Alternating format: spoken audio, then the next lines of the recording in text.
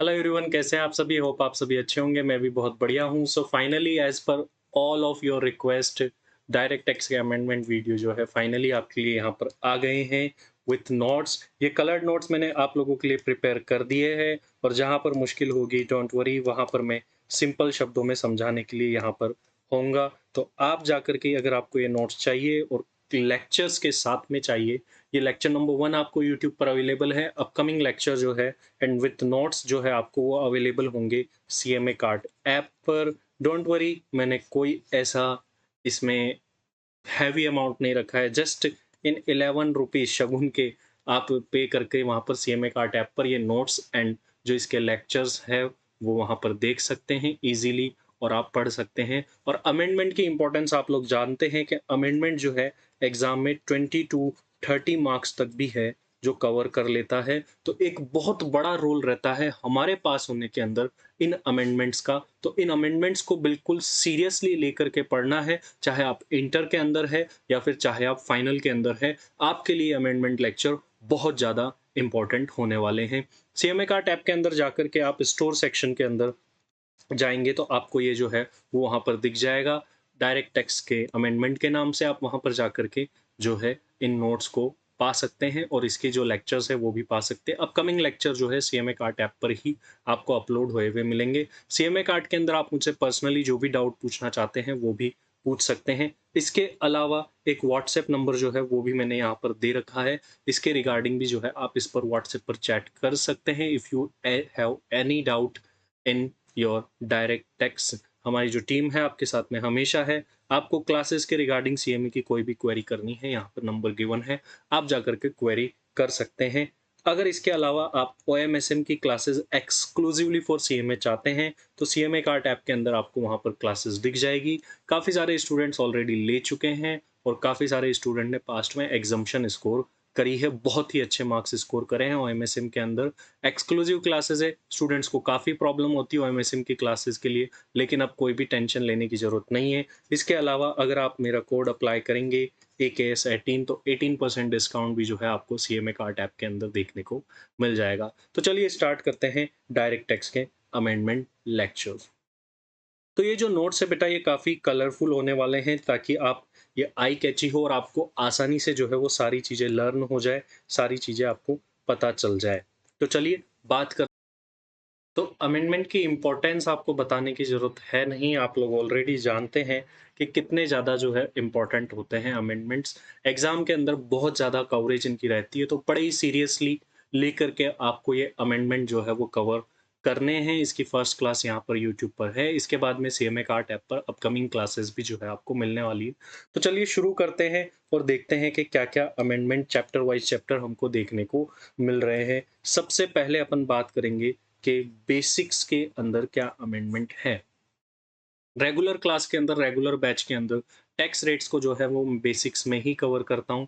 इसी वजह से टैक्स रेट के अंदर जो अमेंडमेंट आया है वो मैं बेसिक्स में ही कवर करने वाला हूँ, और उसको एक तरीके से मैं बेसिक्स ही कहने वाला हूँ। तो आप लोगों ने सुना होगा या देखा होगा, कहीं न कहीं न्यूज़ में, मीडिया में या किसी से सुना होगा कि यार न्यू टैक्स की रेट्स आ गई है। बिल्कुल न्यू टैक्स रेट्स आ गई है। एक नया सेक्शन इंट्रोड्यूस किया गया है, सेक्शन 115 BAC। सेक्शन 115 BAC के अंदर ऐसा क्या नया आया है? क्या पुरानी टैक्स रेट जो है अब नहीं रहेगी? क्या ये नई टैक्स रेट रहेगी? क्या पुरानी टैक्स रेट हमें याद रखने की ज़रूरत नहीं है? ऐसा कुछ भी नहीं है। इट्स एन ऑप्शन, ये ऑप्शनल टैक्स रेट्स जो है वो आई है। न्यू एडिशन है, डिलीशन कुछ भी नहीं है। तो न्यू एक ऑप्शन मिल गया है सेक्शन 115 BAC। ये ऑप्शन किसको मिला है?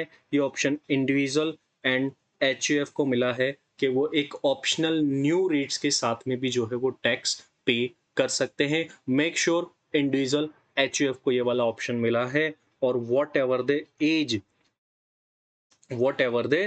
एज। अच्छा सर, एज कुछ भी हो, यही टैक्स रेट है। नॉर्मली पहले जो पढ़ते थे आपको पता होगा कि नॉर्मली इंडिविजुअल के लिए 2,50,000 की एग्जम्पशन थी, सीनियर सिटीजन के लिए 3 लाख होती है, सुपर सीनियर सिटीजन के लिए 5 लाख होती है। लेकिन ये जो नया सेक्शन आया ना, सेक्शन 115 BAC, इसमें इंडिविजुअल HUF के लिए वॉट एवर द एज, सभी के लिए टैक्स रेट जो है वो सेम रहने वाली है। आखिर टैक्स रेट्स है क्या? देखिए एग्ज़म्पशन लिमिट बिल्कुल सेम है, 2,50,000 तक आप देख सकते हैं कि कोई भी टैक्स नहीं है। फिर बड़ा एक सिंपल सा काम आपको करना है, 2.5 लाख से इनकम बढ़ाओ, 5% की टैक्स रेट बढ़ाओ, 2.5 लाख से इनकम बढ़ाओ, 5% से टैक्स रेट बढ़ाओ, दैट्स इट। और आपको टैक्स रेट्स जो है मिलती रहेगी। ये काम 15 लाख तक करना है, उसके बाद जैसे ही आप 30% पर पहुँच जाओगे, टैक्स रेट जो है आगे के लिए सेम रहने वाली। देखो कैसे? आप यहाँ पर देखो 2,50,000 से लेकर 5 लाख तक अगर हमारी इनकम है तो टैक्स रेट कितनी आ गई 5%। अब आगे के 2.5 लाख बढ़ाओ, मतलब 5 से लेकर के 7,50,000 तक तो देखो 5% और बढ़ गए, 10% हो गए। जैसा मैंने बोला ना, 2.5 से इनकम बढ़ाओ और 5 से टैक्स रेट बढ़ाओ, दैट्स इट। अपन को यही करना है। देखो इसके बाद में 750 से लेकर के 10 लाख तक के लिए 15% की टैक्स रेट हो गई। और आगे बढ़ाओ 10 लाख से लेकर के 12,50,000 तक के लिए कितनी हो जाएगी? 20% की टैक्स रेट ये है यहाँ पर हो गई। और भी आगे बढ़ाएँगे तो 1250 से लेकर के 15 लाख तक के लिए टैक्स रेट कितनी? 25%। और 15 से भी ऊपर अगर जाएँगे तो कितनी? 30%। तो ये टैक्स रेट्स जो है वो न्यू टैक्स रेट आ गई है। It's an option. असेसी को रिटर्न फाइल करते टाइम देखना पड़ेगा, क्या वो ओल्ड रेट से टैक्स देना चाहता है या फिर न्यू रेट से टैक्स देना चाहता है। ये असेसी को ऑप्शन दिया गया है। पिछली टैक्स रेट्स डिलीट नहीं हुई है, स्टिल वही टैक्स रेट है। अगर आपको कभी बोला ही नहीं जाए कौन सी रेट से टैक्स निकालो, ओल्ड ही मान के चलो। ये न्यू के लिए तो कब निकालना है, जब 115 बीएसी बोला जाए, या फिर हमें डिसीजन मेकिंग करनी हो कि ओल्ड वाली टैक्स रेट ले या न्यू वाली ले। एक बड़ा जेन्युइन सी बात ये आएगी कि सर ये नई टैक्स रेट है और हमने देखा था कि ये टैक्स रेट तो कम है पिछली वाली टैक्स रेट से, तो हर एक असेसी ये वाली टैक्स रेट लेगा ना, वो पुरानी वाली टैक्स रेट क्यों लेगा जब नई टैक्स रेट उसको कम रेट से देनी पड़ रही है। बिल्कुल बेटा, आपका ये जेन्युइन क्वेश्चन है, लेकिन कुछ पाने के लिए कुछ खोना पड़ता है। तो यहाँ पर भी अगर इन टैक्स रेट को पाना है तो काफ़ी सारे एग्जम्पशन, डिडक्शन, रिबेट्स वगैरह जो है वो आपको छोड़नी पड़ेगी। कुछ बेनिफिट्स आपको छोड़ने पड़ेंगे, तब जाकर के आपको ये न्यू टैक्स रेट्स जो है वो देखने को मिलेगी। तो अगर आप लेना चाहते हैं ये न्यू टैक्स रेट्स, तो आपको कुछ बेनिफिट्स छोड़ने पड़ेंगे। वो बेनिफिट्स कौन-कौन से हैं, वो लिस्ट आप यहाँ पर देख सकते हैं। ये एग्जम्पशन, डिडक्शन आपको छोड़ने पड़ेंगे। लीव ट्रैवल कंसेशन एलटीसी जो सैलरी के अंदर अपन पढ़ते हैं, वो वाला बेनिफिट हम नहीं ले पाएँगे। बहुत important, very much important, HRA की एग्जम्पशन नहीं मिलेगी। तो देखो एग्ज़ामिनर फँसा सकता है अपन को एग्ज़ाम में। क्वेश्चन दे देगा, बोलेगा निकालो भई, इनकम निकालो फिर टैक्स निकालो, और आपसे डिसीजन मेकिंग के लिए भी बोल सकता है कि ना एक तो ओल्ड से निकालो, एक न्यू से निकालो। जब न्यू से निकालोगे और क्वेश्चन में एचआरए है, तो ध्यान रखना उसकी एग्जम्पशन नहीं मिलेगी। तो अगर आप न्यू टैक्स रेट फॉलो कर रहे हो और एचआरए मिल रहा है तो उसको क्या करना पड़ेगा? फुल्ली टैक्सेबल करना पड़ेगा। एचआरए को फुल्ली टैक्सेबल करना पड़ेगा। लीव ट्रैवल कंसेशन मिला है, क्या करना पड़ेगा? फुल्ली टैक्सेबल करना पड़ेगा, कोई एग्जम्पशन नहीं है। कोई स्पेशल अलाउंसेस वगैरह मिलते हैं, कोई एग्जम्पशन नहीं है, पूरे टैक्सेबल हो जाएँगे। अच्छा, वो आपने क्लबिंग में एक प्रोविज़न पढ़ा होगा ना कि भई अगर कोई माइनर चाइल्ड इनकम कमाता है तो उसकी इनकम उस पैरेंट की इनकम में क्लब होगी जिसकी टोटल इनकम हायर होती है। और उस पेरेंट को सेक्शन 10 क्लोज 32 में 1500 की एग्जम्पशन मिला करती थी। लेकिन अगर पेरेंट्स न्यू टैक्स रेट के साथ जा रहे हैं, 115 बीएसी के साथ जा रहे हैं, तो उनको वो एग्जम्पशन भी जो है वो छोड़नी पड़ेगी, नहीं मिलेगी। सेक्शन 10 डबल ए इंटर में तो कम है, फाइनल में है ये काफ़ी। 10 डबल ए एसईजेड स्पेशल इकोनॉमिक जोन के अंदर अगर हम हमारा बिजनेस सेटअप करते हैं, तो वहाँ पर जो हमको स्टार्टिंग के 5 इयर्स तक 100% प्रॉफिट की exemption, then next 5 year 50%, then next 5 year 50% subject to some condition, वो वाली एग्जम्पशन जो है अपन को नहीं मिल पाएगी if we are going with section 10 double A exemption. और हम क्या ले रहे हैं अब? 115 बीएससी ले रहे हैं। तो इसके अलावा सैलरी के अंदर आपने डिडक्शन पढ़े होंगे, स्टैंडर्ड डिडक्शन, एंटरटेनमेंट अलाउंस का डिडक्शन, प्रोफेशनल और एम्प्लॉयमेंट टैक्स, उन सब की डिडक्शन भी जो है वो अपन नहीं ले पाएंगे। एमपीज एंड एमएलएज को जो है वो अलाउंसेस मिलते हैं, यही देखे हुए अपन ने। डिटेल तो इनकी अपने सिलेबस में है नहीं, लेकिन इनको भी कोई एग्ज़म्पशन नहीं मिलेगी अगर ये लोग नई टैक्स रेट के साथ जा रहे हैं, फुल्ली टैक्सेबल हो जाएगा। Again very much important point, point number 8, 24B in case of property under section 23 subsection 2, self occupied property के केस में आपने एक चीज देखी ना कि भाई अपन इंटरेस्ट लेस करते थे, interest on borrowed capital, interest on home loan वाला, वो वाला डिडक्शन ही नहीं मिलेगा। ओहो, ये तो बहुत बड़ा नुकसान नहीं हो रहा? तो यस है, लेकिन एक आम आदमी सोचो जिसके इन इन चीज़ों से लेना देना ही नहीं है, ये झंझट ही नहीं है उसके, तो वो तो एक आम आदमी के लिए तो सही है ना, नई टैक्स रेट के साथ जाओ। लेकिन हाँ, जिस जो असेसी ये वाली चीज़ों का बेनिफिट लेता है, तो उस असेसी के लिए तो क्या करना चाहिए, ओल्ड से भी देखना चाहिए, फिर न्यू से भी देखना चाहिए, जिसमें फ़ायदा हो रहा है उस ऑप्शन के साथ में उसे चले जाना चाहिए। इसके साथ-साथ और भी बहुत सारे जो बेनिफिट्स हैं, वो असेसी को छोड़ने पड़ेंगे। क्या? एडिशनल डेप्रिसिएशन का बेनिफिट नहीं मिलेगा, एडिशनल डेप्रिसिएशन नहीं मिलेगा। पीजीपीपी में अपन पढ़ते हैं ना 32 एडी में investment allowance notified backward area, Andhra Pradesh, Bihar, Telangana, west Bengal वाले एरिया में जो अपन को इन्वेस्टमेंट अलाउंस मिलते हैं, नहीं मिलेगा। 33 AB tea coffee and rubber board वाला, वो जो अपन को अमाउंट डिपॉज़िट कराना होता है, फिर अपन को जो है वो डिडक्शंस मिलती है, नहीं मिलेगी 33 एबी वाली भी, ठीक है? इसके अलावा 33 ABA site restoration fund, site restoration fund की जो 5 साल में अपन को डिडक्शन मिलती है, वो भी नहीं ले पाएँगे अपन यहाँ पर। इसके अलावा donation to notified scientific research association 35(1) clause 2 नहीं मिलेगी। बहुत सारी है, इंडियन कंपनी का साइंटिफिक रिसर्च वाला डिडक्शन नहीं मिल पाएगा, अब तो यहाँ पर भी 100 हो चुका है फिलहाल।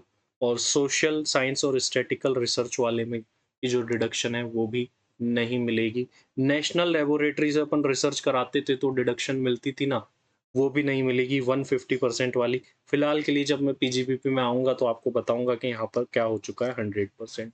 ये जानबूझ के मैंने यहाँ पर रखे थे ताकि मैं आपको यहीं पर बता पाऊँ कि ये भी चेंज हो चुके हैं। आपकी आँखें खुले और आपका ध्यान इन पर जाए। क्या सर ये भी चेंज हो गए? बिल्कुल चेंज हो गए। जब मैं आऊँगा तब आपको बताऊँगा पीजीपीपी के अंदर कि इनकी जो डिडक्शन की रेट्स है वो भी क्या हो चुकी है, चेंज हो चुकी है। 35 एडी स्पेसिफाइड बिजनेस वाली जितनी भी एग्जम्पशन डिडक्शन से नहीं ले पाएंगे अपन। 35 triple C agriculture extension project PGPP में वो भी डिडक्शन नहीं ले पाएंगे। अदर सोर्सेज के अंदर फैमिली पेंशन वाली डिडक्शन नहीं ले पाएंगे अपन। 80C से लेकर के 80U सेक्शन तक का डिडक्शन नहीं ले पाएंगे। हाँ, 80CCD सबसेक्शन 2 और 80JJAA वाली मिल जाएगी डिडक्शन, बाकी तो कोई सी भी नहीं मिलेगी। अच्छा सर इतना? बिल्कुल, बस ये 2 सेक्शन की डिडक्शन मिल जाएगी, बाकी कुछ भी नहीं मिलेगी। तो बहुत सारे नुकसान हो रहे हैं।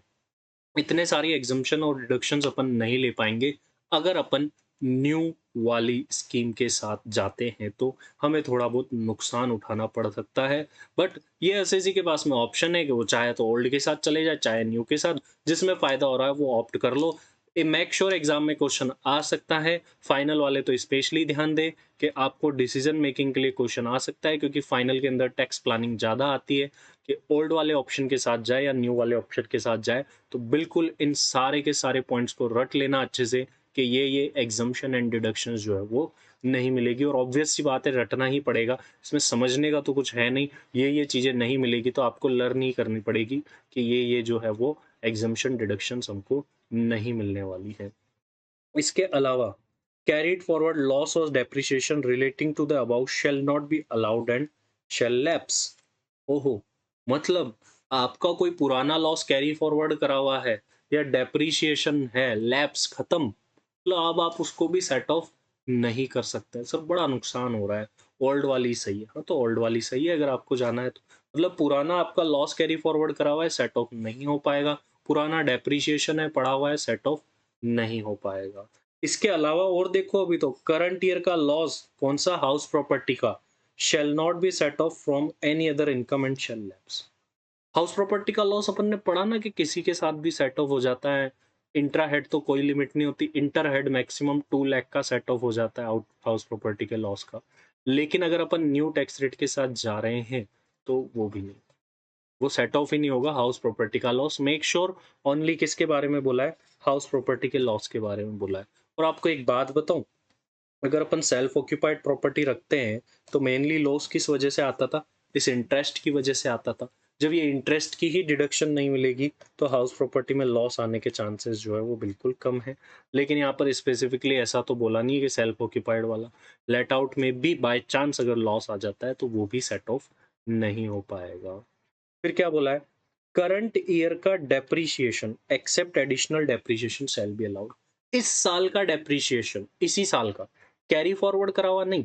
अगर देखो कैरीड फॉरवर्ड डेप्रिसिएशन है ना, तो वो एडजस्ट नहीं हो पाएगा।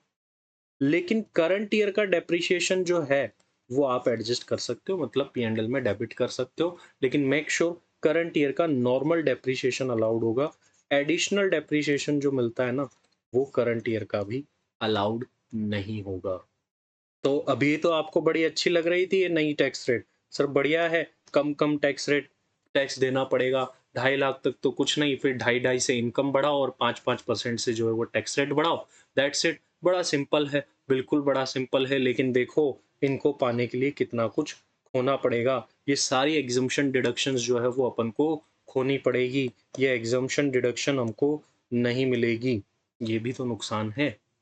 यस, तो अपन को ऐसा एग्जाम में क्वेश्चन मिल सकता है। देखो यहाँ से MCQ fill in the blanks आना तो पक्का 100% लिखवा लो मेरे से।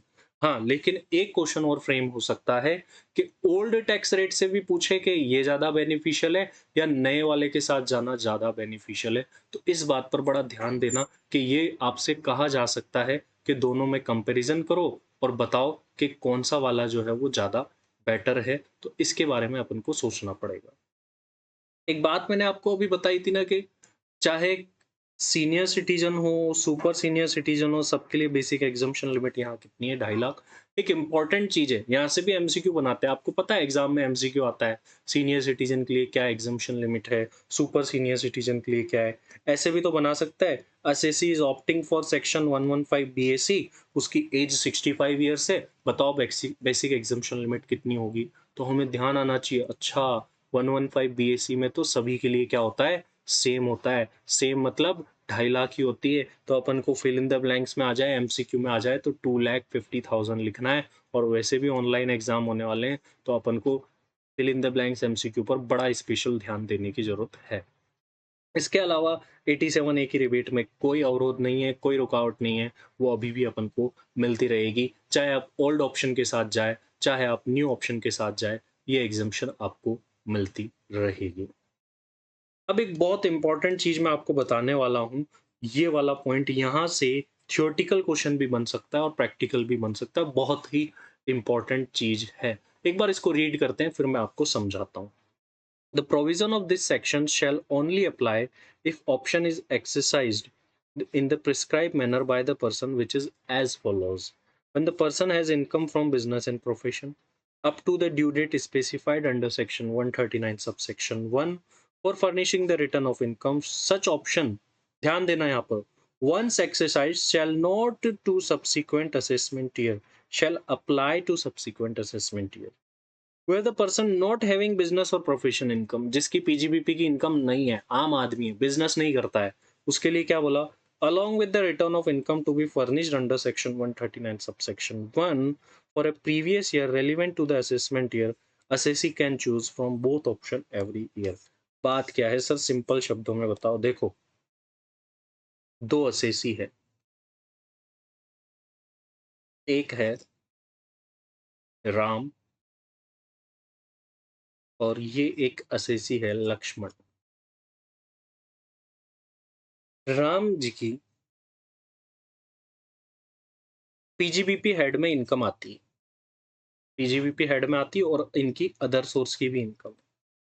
ये दो हेड की इनकम है और इन्होंने क्या करा? सेक्शन 115 बीएसी को ऑप्ट कर लिया। क्या कर सकते हैं? बिल्कुल कर सकते हैं, कोई मना ही नहीं। नेक्स्ट ईयर ऑटोमेटिकली इन्हें क्या फॉलो करना होगा? क्या मिलेगा इनको? 115 बीएसी। अगले साल ऐसा नहीं सोच सकते कि यार भाई लक्ष्मण इस साल क्या करते हैं, ये 115 बीएससी नहीं लेते हैं। लक्ष्मण ने पूछा क्यों भैया, क्यों नहीं ले रहे? यार इस बार देख अपना है ना डेप्रिसिएशन बढ़िया है, पिछले सालों का लॉस पड़ा है और ये कुछ एग्जाम्पशंस वगैरह हैं वो ले लेते हैं, क्योंकि 115 बीएससी में तो वो एग्जाम्पशन मिलेगी नहीं। क्या मिस्टर राम ऐसा कर सकते हैं? आंसर इज नो, नहीं कर सकते वो ऐसा। जिसकी इनकम पीजीबीपी हेड में टैक्सेबल हो रही है, वो क्या नई टैक्स रेट वाला ऑप्शन ले सकता है? बिल्कुल ले सकता है। लेकिन एक बार ले लिया तो फिर ले लिया, पीछा नहीं छोड़ेंगे। ध्यान रखो, तो बिल्कुल शादी की तरह है ये। एक बार हो गई तो हो गई फिर बस। तो एक बार पीजीबीपी वाले ने इस ऑप्शन को ले लिया तो ये हमेशा कंटिन्यू रहेगा।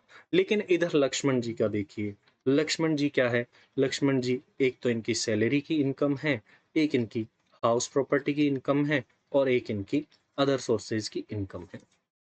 ये इनकम्स रखते हैं। इन्होंने रिटर्न भरते टाइम सेक्शन 115 बीएसी ऑप्ट कर लिया कि हाँ भाई नई टैक्स रेट्स में फ़ायदा हो रहा है। Next year mister Lakshman have option to opt for 115 BAC.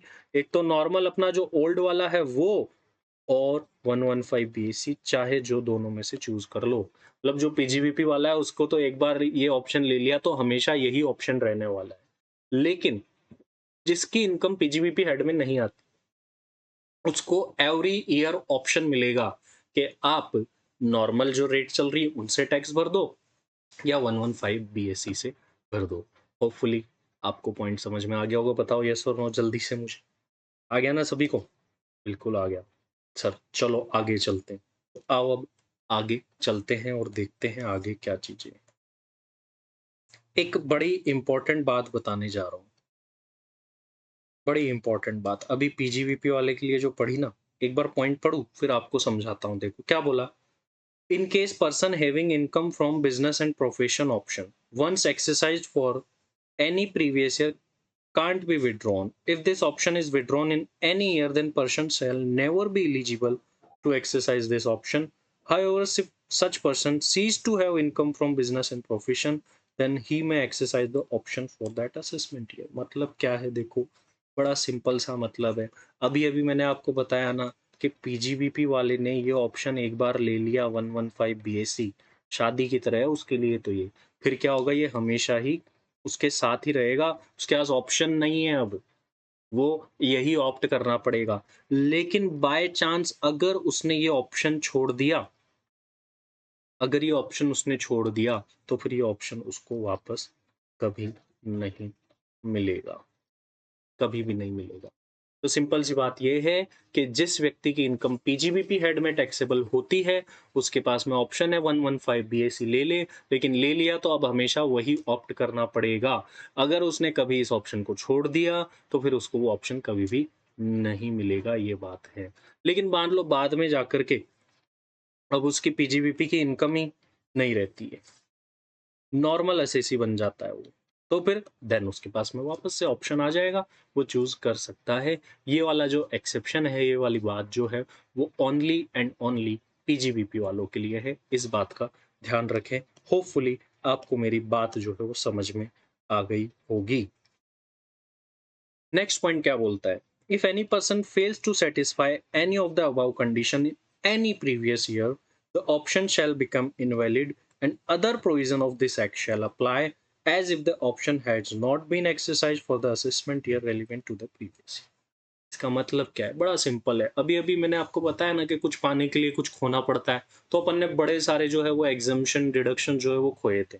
मान लो गलती से इसमें लिखा है जैसे 80C से लेकर के 80U तक का डिडक्शन नहीं ले सकते, हमने क्या कर लिया 80D का डिडक्शन ले लिया। 80D का डिडक्शन लेते ही वो जो 115 बीएसी है क्या वो हमको मिल पाएगा?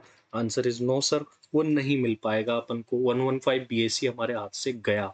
मतलब ये है कि अगर आपने वो जो चीजें सेक्रीफाइस करने वाली थी उनमें से कोई भी बेनिफिट ले लिया तो 115 बीएसी आपके हाथ से चला जाएगा और आपको ऐसे ट्रीट किया जाएगा कि आपने 115 बीएसी ऑप्ट नहीं किया है और आपको नॉर्मली नॉर्मल रेट से टैक्स निकालना होगा और सारी चीजें जो है वो फॉलो करनी होगी। फिर क्या बोलता है? Further where the option was exercised by a person having income from PGBP in the event of failure to satisfy the condition, it shall become invalid for subsequent year also and other provision of shall apply for those years accordingly। बड़ी simple सी बात है, जो ऊपर थी वैसी ही similar सी है। किसी की पीजीबीपी की इनकम है, दैट्स इट, बहुत बढ़िया बात है, बिजनेस करके अगला कमा रहा है। लेकिन क्या करा उसने, कोई एग्जम्पशन डिडक्शन या कोई ऐसा एक्सपेंस डेबिट कर लिया जो कि मना करा था। फॉर एग्जाम्पल एडिशनल डेप्रिसिएशन आप डेबिट नहीं कर सकते। एक एसएससी था, इस एसएससी की क्या थी, पीजीबीपी हेड में इनकम थी और इसने क्या करा, एडिशनल डेप्रिसिएशन डेबिट कर लिया, जिसकी मनाही है, अभी अभी अपन पीछे पढ़ के आए हैं। एडिशनल डेप्रिसिएशन इसने डेबिट कर लिया। अब क्या होगा, अगर इसने एडिशनल डेप्रिसिएशन डेबिट कर लिया तो इसने कंडीशन वायोलेट कर दी, तो अब इसके ऊपर सारे नॉर्मल वाले प्रोविजन लग जाएंगे, टैक्स रेट भी जो है वो नॉर्मल वाली लग जाएगी। That's it.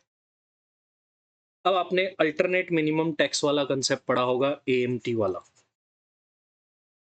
Alternate minimum tax के भाई आपको इतना टैक्स तो देना ही पड़ेगा, वो वाली चीज।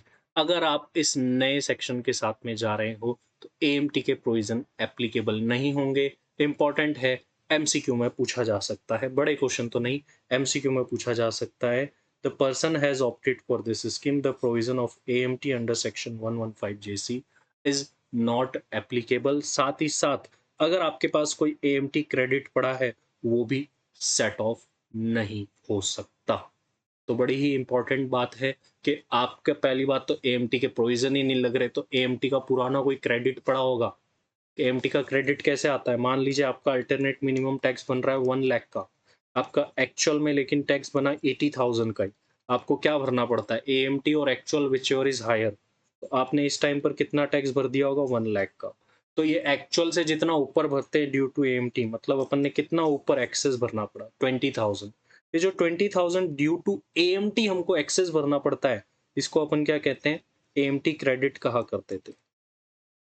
ये एमटी क्रेडिट क्या होता था, अगर नेक्स्ट ईयर आपका ऐसा हुआ कि एक्चुअल टैक्स ज़्यादा बन रहा है और एएमटी कम बन रहा है, मान लीजिए नेक्स्ट ईयर ऐसा हो गया कि हमारा एक्चुअल तो बन रहा है 1 लाख और एएमटी बन रहा है 80,000, तो हमको क्या पे करना पड़ेगा, दोनों में से जो भी ज़्यादा हो दैट इज़ 1 लाख।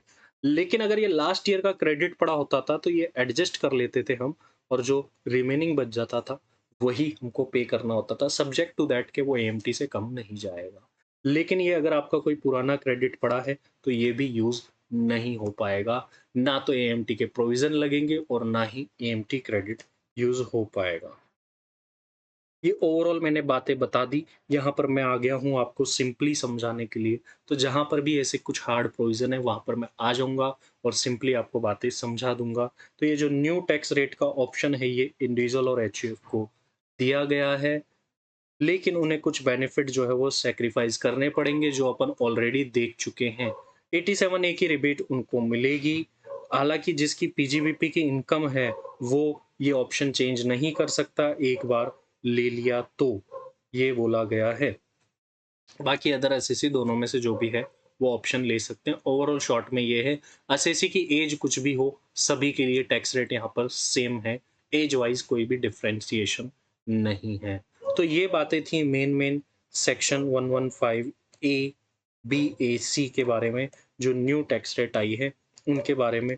होपफुली आप समझ गए होंगे। जल्दी से मैं आपको ये रिवाइज करा देता हूँ। देखो, सेक्शन 115 बीएसी क्या बोलता है, नई टैक्स रेट लेकर के आया। नई टैक्स रेट क्या है, 2.5 लाख तो कुछ नहीं, फिर 2.5 से इनकम बढ़ाओ, 5-5% से टैक्स रेट बढ़ाओ। जैसे 2.5 से लेकर के 5 लाख तक 5%, 5 से लेकर के 7,50,000 तक 10%, फिर 7,50,000 से लेकर के 10 लाख तक 15%, 10 लाख से लेकर के 12,15,000 तक 20%, 12,50,000 से लेकर के 15 लाख तक 25%, और फिर 15 लाख से ऊपर 30%। ये नई टैक्स रेट है। ये नई टैक्स रेट का option only individual and HUF को ही दिया गया है, तो इस बात का ध्यान रखना होगा। अगर ये नई टैक्स रेट का ऑप्शन लेना है तो हमें काफ़ी सारे एग्जम्पशन डिडक्शंस वगैरह सेक्रीफाइस करनी पड़ती है, जिनकी लिस्ट अपन ऑलरेडी देख चुके हैं।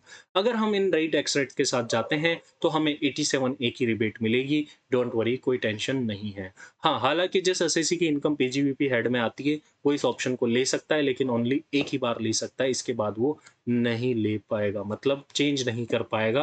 उसके साथ हमेशा यही चलेगा।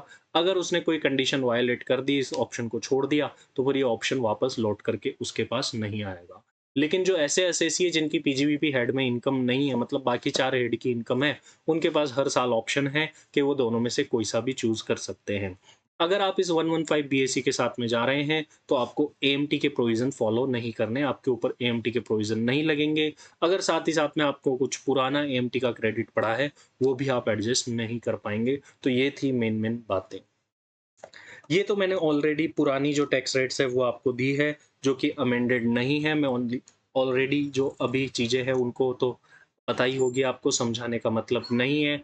मैं ओनली न्यू चीज़ें ले रहा हूँ, न्यू टैक्स रेट्स ले रहा हूँ। तो ये ओल्ड टैक्स रेट सेम है, वो 2,50,000 तक वाली, तो इस पर ज़्यादा टाइम नहीं लगा रहे। सीनियर सिटीज़न के लिए 3 लाख तक एग्ज़म्पशन है, तो वो भी बात सेम ही है। तो ये चीज़ें तो सेम है, इनको पढ़ाने की होपफुली आपको ज़रूरत नहीं है, तो मैं इन पर ज़्यादा ध्यान नहीं दे रहा हूँ। ये जो अमेंडमेंट नोट्स है, इनमें सीएमए इंस्टीट्यूट की वजह तरफ से जो इशू की गई है सप्लीमेंट्री, वो कवर्ड है। उनको सिंपल बनाया गया है और सारी पॉइंट्स कवर है और एडिशनल चीज़ें भी जो है वो कवर है। तो ये सारी चीज़ें सेम है। सरचार्ज की रेट्स वगैरह भी पिछले साल की तरह ही सेम है, तो इनमें भी कोई टेंशन अपन को नहीं होने वाली है। मैं ओनली अमेंडमेंट्स ले रहा हूँ। इसके अलावा एलएलपी फर्म के लिए 30% की वही टैक्स रेट सेम, 12% का इन पर सरचार्ज, ये भी सेम है। होपफुली आप सब जानते हैं। चलो यहाँ पर आ जाता हूँ। यहाँ पर एक छोटा सा चेंज है। जो छोटी कंपनी होती है, स्मॉल कंपनी, ऐसी कंपनी, पहले हम क्या पढ़ते थे? ऐसी इंडियन कंपनी या डोमेस्टिक कंपनी जिसका टर्नओवर 17-18 में अप टू 400 करोड़ रहा हो। अगर ऐसी कंपनी होती थी तो टैक्स रेट कितनी हो जाती थी? 25%। जो 17-18 है ना, वहाँ पर अब 1 साल बढ़ गया। मतलब अब कौन से साल का टर्नओवर देखेंगे? 18-19 का देखेंगे। तो ऐसी कंपनी जिसका टर्नओवर फाइनेंशियल 18-19 में अप टू 400 करोड़ था, ऐसी डोमेस्टिक कंपनी, उसके ऊपर टैक्स की रेट कितनी है? 25%। बाकी चीज़ें सारी सेम हैं। We are only focusing on the amendments. चलिए, अब मैं आ रहा हूँ रेज़िडेंशियल स्टेटस के अंदर। रेज़िडेंशियल स्टेटस में बड़ा ही इम्पोर्टेंट जो है वो अमेंडमेंट है। बताता हूँ आपको इम्पोर्टेंट अमेंडमेंट क्या है। आइए रेज़िडेंशियल स्टेटस के थोड़े प्रोविज़न्स को रिफ्रेश करते हैं, थोड़ा-सा याद करते हैं। किसमें चेंज है? रेज़िडेंशियल स्टेटस ऑफ इंडिविजुअल के अंदर चेंज है। रेज़िडेंशियल स्टेटस ऑफ इंडिविजुअल के अंदर चेंज है। अच्छा, इंडिविजुअल का रेज़िडेंशियल स्टेटस कहाँ दे रखा था? इंडिविजुअल का residential status sir section 6 subsection 1 के अंदर दे रखा होता है अपन को। क्या दे रखा है वहाँ पर? सेक्शन 6 सबसेक्शन 1 में बोला गया है कि कोई इंडिविजुअल रेज़िडेंट कब बनेगा? 2 कंडीशन दी गई है। एक तो सेक्शन 6 सबसेक्शन 1 क्लोज़ ए में, एक सेक्शन 6 सबसेक्शन 1 क्लोज़ सी में। 6(1) ए क्या बोलती है? जब आप रेज़िडेंट कब बनोगे? जब आप प्रीवियस ईयर में 182 डेज़ और मोर पूरा कर देते हो, तब बनोगे। 6(1) सी क्या बोलती है? अगर किसी का 6(1) ए पूरा नहीं हुआ तो सेकंड क्वेश्चन हम उससे पूछते हैं कि प्रीवियस ईयर के अंदर तो कितने? अगर आप 60 डेज़ और मोर पूरा कर रहे हो और प्लस प्रीसीडिंग 4 प्रीवियस ईयर के अंदर आप कितना 365 डेज़ और मोर पूरा कर रहे हो, तो आप रेज़िडेंट मान लिए जाओगे। ये आपने पढ़ा होगा, यहाँ पर कोई चेंज नहीं है, डोंट वरी। इसके अलावा अपन एक पढ़ते थे एक्सेप्शंस। एक्सेप्शंस कुछ एक्सेप्शंस ऐसे थे, कुछ कंडीशन ऐसे थी जब ओनली 6(1) ए ही लगती थी। मतलब अपन ओनली 182 डेज़ वाला ही क्वेश्चन पूछ पाते थे, ये 60 प्लस 365 वाला नहीं पूछ पाते थे। वो एक्सेप्शंस क्या थे? आइए जानते हैं। पहला एक्सेप्शन ये था कि कोई इंडिविजुअल इंडिया छोड़ कर के जा रहा है।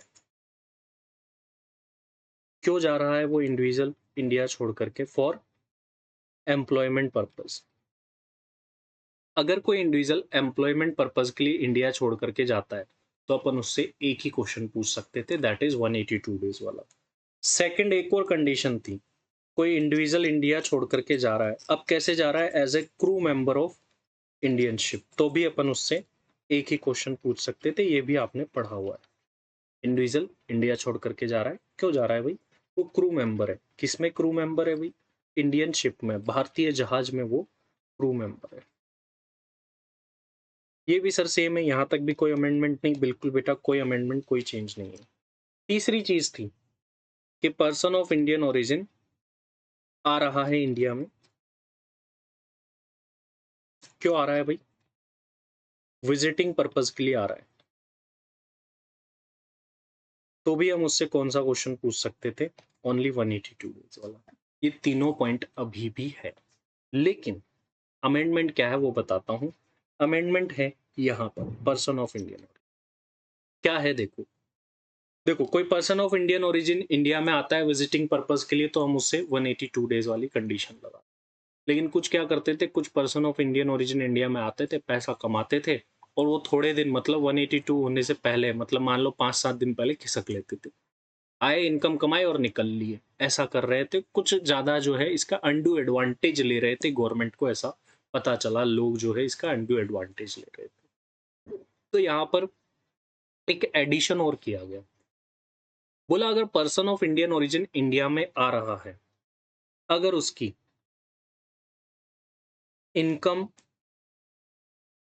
Other than foreign income, other उसकी income other than foreign income, भाई फॉरेन इनकम को छोड़ करके इनकम देख रहे हैं, मतलब कौन सी इनकम हो गई? अगर आप बोलो income other than foreign income, मतलब क्या? उसकी इंडियन इनकम। जो person of Indian origin India में आ रहा है, अगर उसकी इंडियन इनकम अबाउ 15 लाख है, 15 लाख से ज्यादा है, कोई person of Indian origin India में आया है, उसकी इनकम 15 लाख से ज्यादा है, तो फिर हम उस पर एक और कंडीशन लगा सकते हो, सेकंड वाली भी, सेकंड वाली भी लगा सकते हैं। सर सेकंड वाली क्या है? सर सेकंड वाली कंडीशन तो 60 प्लस 365 है, लेकिन बेटा यहाँ पर इसके लिए 60 प्लस 365 नहीं रखा। इसमें बोला कि प्रीवियस ईयर में तो कितना 120 टू कहाँ तक 181 तक, क्योंकि 182 करते तो वैसे भी बन जाता है, वो पॉइंट तो है। 120 से लेकर के 181 तक, और लास्ट 4 प्रीवियस ईयर का कितना 365। मतलब जो इस पर पर्सन ऑफ इंडियन ओरिजिन अगर इंडिया में आता है तो उससे ओनली एक ही क्वेश्चन पूछ सकते हैं, 182 डेज वाला। सिंपल बात, ये हमको पता है। चेंज क्या आया कि अगर person of Indian origin India में आ रहा है और अगर उसकी इनकम 15 लाख से ज्यादा है, कौन सी इनकम? Indian income. तो हम उससे एक और क्वेश्चन भी पूछ सकते हैं। अगर उसने 182 में मना करा ना, तो फिर हम उससे एक और क्वेश्चन पूछ सकते हैं, दैट इज 120 प्लस 365। हालांकि 60 नहीं है, जहां 60 होता है वहां कितना कर दिया, इसके लिए स्पेसिफिकली 120 कर दिया, दैट्स इट। तो ये हियर इज द अमेंडमेंट। अच्छा मान लो कोई person of Indian origin India में आता है, लेस देन 120 डेज रहता है, तो क्या होगा? तो सिंपली उसको क्या बोल देना है? Non resident. लेस देन 120 तो आप नॉन रेजिडेंट ही हो। अब मैं आपको और डिटेल में इस प्रोविजन को समझाता हूँ। एक पर्सन ऑफ इंडियन ओरिजिन है, इंडिया में आ रहा है, इस प्रोविजन को और डिटेल में समझते हैं। इंडिया में आ रहा है, अगर उसका स्टे लेस देन 120 डेज है इंडिया में, तो सीधा सीधा हम उसको क्या बोल देंगे? नॉन रेजिडेंट, दैट्स इट, बात खत्म। अब हम यहाँ पर बाइफरकेशन करेंगे आगे का इनकम के बेस्ड पर। अब ऐसा पर्सन ऑफ इंडियन ओरिजिन है जिसकी इनकम अबाउ 15 लाख है, 15 लाख से ज्यादा है, कौन सी इनकम? इंडियन। वैसे तो बोला हुआ है अदर देन फॉरेन इनकम, तो वो इंडियन ही हो गई नॉर्मल, अगर जनरल बात करें। तो देखो, इससे दो दो क्वेश्चन पूछे जा सकते हैं। पहला तो या तो ये 182 डेज पूरा कर दे, तो ये क्या बन जाएगा? रेजिडेंट। देन रेजिडेंट बनने के बाद हमें देखना होगा कि ऑर्डिनरी रेजिडेंट है या फिर ये नॉट ऑर्डिनरी रेजिडेंट है। उसके लिए हमको इस पर सेक्शन 6 सबसेक्शन 6 की एडिशनल कंडीशंस लगा। अब वैसे तो अभी तक यही होता था, 182 ही पूछ सकते थे भाई, इनकम के बेस पर कुछ था ही नहीं। लेकिन इसकी इनकम 15 लाख से ज्यादा है, तो हम इससे एक और क्वेश्चन पूछ सकते हैं। 182 ना सही, प्रीवियस ईयर में 120 डेज और मोर होने चाहिए, plus 365 days in preceding 4 previous years में। अगर ये वाली बात भी ये पूरा कर रहा है ना, तो भी क्या बन जाएगा? ये रेजिडेंट बन जाएगा। लेकिन इसमें ये है कि अगर कोई इस वाली कंडीशन से रेजिडेंट बनाना, तो फिर आपको आगे ऑर्डिनरी नॉट ऑर्डिनरी चेक नहीं करना, डायरेक्टली उसको क्या बोला है कि वो क्या माना जाएगा? Not ordinary. समझ गए बात को? तो मतलब ये कि person of Indian origin India में आता है, उसकी इनकम 15 लाख से ज्यादा है, तो उससे एक और क्वेश्चन पूछा जा सकता है, दैट इज 120 प्लस 365। अगर उसने वो उसमें हाँ बोल दिया, पूरा कर रहा है, तो वो रेसिडेंट तो है ही। कौन सा वाला रेसिडेंट होगा? नॉट ऑर्डिनरी रेसिडेंट होगा डायरेक्टली। अच्छा अगर उसने 182 पूरा करा है तो, अगर कोई 182 पूरा कर रहा है तो वो तो हमेशा से ही यही कंडीशन थी, तो वो रेसिडेंट होगा। और ordinary not ordinary we have to determine. अच्छा, अब कोई ऐसा असेसी है जिसकी इनकम बिलो 15 लाख है, कौन सी? वही इंडियन वाली, वही 15 से कम हो तो क्या है? 15 से कम हो तो सिंपल सी बात है कि इससे एक ही क्वेश्चन 182 डेज और मोर वाला पूछा जा सकता है। इसमें हाँ बोलेगा तो रेजिडेंट, ना बोलेगा तो नॉन रेजिडेंट। तो मतलब ये जो ये नई वाली एक कंडीशन है ना भाई 120 प्लस 365, ये किससे पूछी जा सकती है? ऐसे पर्सन ऑफ इंडियन ओरिजिन से पूछी जा सकती है जिसकी income, Indian income 15 lakh rupees से ज्यादा है, उसी से पूछी जा सकती है। That's it. होपफुली आप बात को समझ चुके होंगे। तो this is the amendment in residential status. ये बात यहाँ पर बोली गई। ये बेसिक कंडीशन 182 डेज की होती है, एक 60 प्लस 365 की कंडीशन होती है 4 प्रीवियस ईयर के अंदर। चेंज कहाँ हुआ है देखो, अगर 15 लाख से ऊपर की इनकम है तो अब ये कंडीशन जोड़ दी गई कि हम सेकंड पॉइंट भी लगा सकते हैं ये वाला, लेकिन उसके लिए 60 की जगह 120 कर दिए जाएंगे और प्रीसीडिंग 4 प्रीवियस ईयर वाले वही 365। अच्छा, 15 लाख से कम है तो नॉर्मल 182 डेज और मोर वाला ही पूछ सकते हैं। मेक श्योर, यहाँ पर एक इंपॉर्टेंट पॉइंट बता रहा हूँ, जो सीएमए का न्यू मॉड्यूल आया है, न्यू बुक आई है, तो वहां पर देखो एक लाइन लिखी हुई है आगे, यही सेम 365 वाली। Here is the mistake in provision, इसके लिए मैं इंस्टीट्यूट को मेल कर चुका हूँ, अगेन कर देंगे मेल। मिस्टेक है, मैंने चेक किया है एक्ट में भी 182 प्लस 365 वाली कोई कंडीशन, ऐसी कोई भी कंडीशन नहीं है, फिर ओनली 182 ही है। तो यहाँ पर आप चेंज कर ले, मॉड्यूल को जाकर के चेक कर ले, ये सेम लाइन वहाँ पर लिखी हुई है, जो सप्लीमेंट्री इशू की गई है वहाँ पर भी लिखी हुई है, बाकी सब कुछ सही है। यहाँ वाला जो पार्ट है वो गलत है, उसको काट दीजिएगा, सरासर गलत है। मैंने इसको कई बार कई जगह से चेक कर लिया है, तो उसको आप चेंज कर दीजिएगा। तो this is the amendment in residential status. ये रेजिडेंशियल स्टेटस के अंदर जो है वो अमेंडमेंट देखने को मिला है। अगर मैं अब चलिए अक्षय सर के सिंपल चार्ट से इसको समझ लेते हैं। यहाँ पर सिंपली बात क्या बोली गई है, अगर आपका प्रीवियस ईयर में स्टे 180 120 डेज और मोर है, लेकिन 181 तक है और आपकी इंडियन इनकम 15 लाख से ज्यादा है, साथ ही साथ पिछले 4 सालों के 365, पिछले साल 120 डेज या उससे ज्यादा लेकिन 181 तक, इनकम 15 लाख से ज्यादा है, पिछले 4 सालों के 365 डेज आप पूरे कर रहे हो, पर्सन ऑफ इंडियन ओरिजिन तो आप हो ही हो, तो आपका स्टेटस क्या हो जाएगा? Not ordinary resident. बाकी जितने भी केस बच गए इसके अलावा उन सब में 182 डेज और मोर वाली कंडीशन लगेगी, और ओआर के लिए, ओआर एनओआर के लिए हमें सेक्शन 6 सबसेक्शन 6 की कंडीशन लगानी पड़ेगी, वही 10 आउट ऑफ 2 वाली और 730 days in preceding 7। Income other than foreign sources word उधर लिखा है, मतलब इंडियन इनकम है, तो ये अपने लिए ज्यादा इंपॉर्टेंट नहीं है, अपन ऑलरेडी जानते हैं। एक न्यू एडिशन आया है, एक नया सेक्शन ऐड हुआ है डीम्ड रेसिडेंट का। डीम्ड रेसिडेंट का मतलब कोई पर्सन रेसिडेंट नहीं है फिर भी उसको रेसिडेंट मान लेंगे अगर वो कुछ कंडीशंस पूरी कर रहा है तो। सबसे पहली बात, वो क्या होना चाहिए? इंडियन सिटीजन होना चाहिए। अभी तक अपन पढ़ा करते थे कि सिटीजनशिप जो है वो रेजिडेंशियल स्टेटस को अफेक्ट नहीं करती, लेकिन ये एक ऐसी जगह है जहां पर सिटीजनशिप अफेक्ट कर रही है। तो आप सबसे पहली बात तो क्या होनी चाहिए? इंडियन सिटीजन होने चाहिए। सेकंड थिंग, आपकी income other than foreign income, मतलब इंडियन इनकम, अगर सिंपल शब्दों में बोलूं तो आपकी इंडियन इनकम किससे ऊपर होनी चाहिए? आपकी इंडियन इनकम जो है वो 15 लाख से ज्यादा। थर्ड थिंग, आप ना तो 61A पूरा कर रहे हो, दैट इज 182 डेज वाली कंडीशन, ना ही आप 61C पूरा कर रहे हो, दैट इज 60 प्लस 365 वाली कंडीशन, कोई भी बात पूरा नहीं कर रहे हो। और ड्यू टू योर डोमिसाइल और status you are not paying tax या not liable to tax in any other country.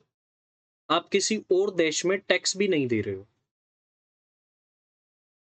अगर ये चारों बातें आप पूरी कर रहे हो तो आप माने जाओगे डीम्ड रेसिडेंट।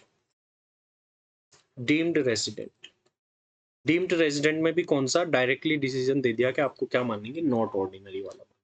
जल्दी से रिवाइज करो मेरे साथ।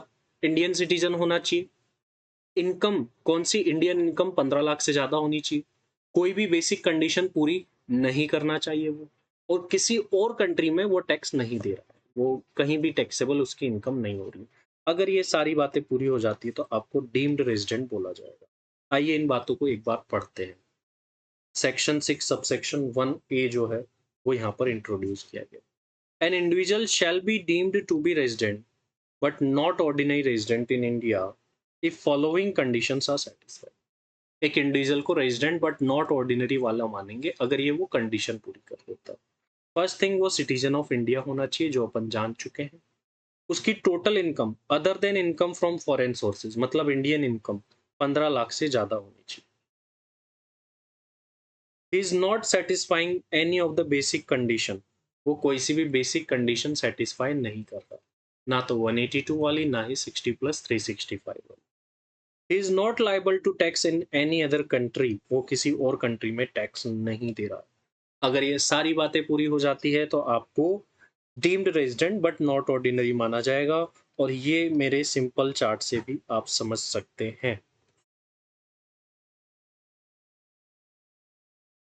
अक्षय सर के सिंपल चार्ट से समझते हैं। पहली बात, इंडियन सिटीजन होना चाहिए, इंडियन इनकम 15 लाख से ज़्यादा होनी चाहिए, आप कोई भी बेसिक कंडीशन सेटिस्फाई नहीं करनी चाहिए, किसी और कंट्री में आप टैक्स नहीं दे रहे होने चाहिए, तो आपको मान लिया जाएगा resident but not ordinary resident. तो होपफुली आपको क्लियर होगा। रेसिडेंशियल स्टेटस बहुत ज़्यादा इम्पोर्टेंट चैप्टर में आ चुका है। फाइनल वाले ये ना सोचे कि उनके लिए इम्पोर्टेंट नहीं है। Residential status is 5 star important chapter for inter and final as well, क्योंकि फाइनल में माना जाता है कि ये चैप्टर आपको आना चाहिए। कई बार क्वेश्चन भी आ चुका है, इंटरनेशनल टैक्स के अंदर कंसिडर करते हैं जनरली फाइनल के अंदर, तो इस बात का ध्यान रखिए कि इम्पोर्टेंट है। तो होपफुली आपको रेजिडेंशियल स्टेटस का अमेंडमेंट भी क्लियर हो गया होगा। चाहे बेसिक्स में या फिर रेजिडेंशियल स्टेटस में आपको कोई भी डाउट है अभी तक के लिए, आप कमेंट बॉक्स में लिख करके पूछ सकते हैं। सैलरी के अमेंडमेंट्स एंड आगे के जितने भी अमेंडमेंट्स हैं वो आपको अब CMA कार्ट ऐप डाउनलोड करना है। वहाँ पर जाकर के आपको स्टोर सेक्शन के अंदर जो है ये मिल जाएंगे। तो आप अमेंडमेंट्स की आगे की वीडियोस और इन नोट्स को पाने के लिए आप CMA कार्ट ऐप डाउनलोड कर सकते हैं, वहाँ पर पर्सनली मुझसे बात कर सकते हैं। आगे के लेक्चर जो है होपफुली आपको वहीं पर मिलने वाले हैं। तो अभी के लिए इतना ही। Thank you very much. बाकी मिलते हैं नेक्स्ट क्लास के